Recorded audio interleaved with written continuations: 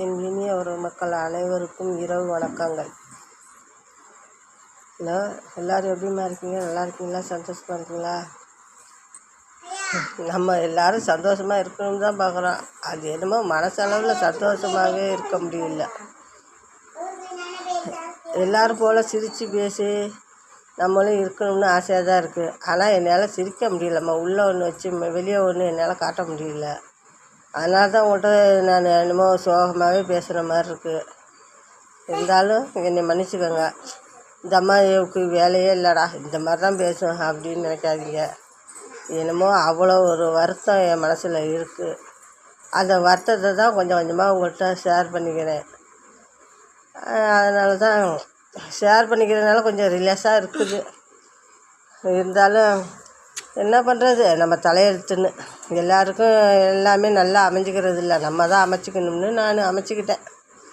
எவ்வளோ மனசில் வேதனை இருந்தாலும் நம்ம கஷ்டம் நம்மளோடய போகட்டும் அப்படின்னு வெளியில் யார்ட்டையும் காட்டிக்கிறது இல்லை. இருந்தாலும் உங்கள் முன்னாடி நான் பேசும்போது எனக்கு அந்த வருத்தம் எப்படியோ வந்துடுதுமா.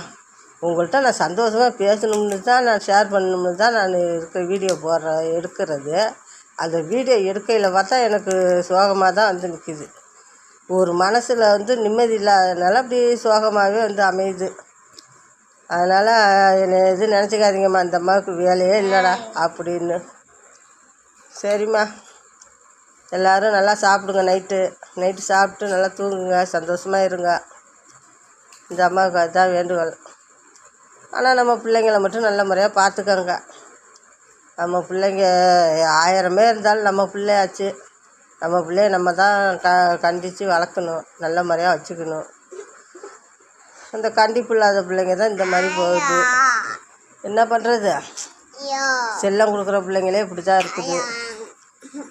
அதனால் கொஞ்சம் செல்லம் கொடுத்தாலும் கொஞ்சம் கண்டிப்போடு இருந்துக்கோங்க. என்னை மாதிரி ஏமாந்து நின்றுறாதீங்க. பின்னாடி இப்போ நான் அழுது புலம்பி என்ன பண்ணுறது, ஒன்றும் பண்ண முடியாது. அவனுங்களா திருந்தினா தான். நானும் எவ்வளவோ சொல்லி பார்த்துட்டேன், திருந்தலை. கடைசியில் என்ன பண்ணுறது, உயிருக்கு சாவுறேங்கிறானுவ. போதையில் சாவுறேன், நான் சாவுறேன், ஏதாவது சொன்னோம்னா நான் சாவுறேங்கிறான். அப்படிதான் எங்கள்கிட்ட என்ன சொல்கிறதுன்னு எனக்கு ஒன்றுமே புரியல.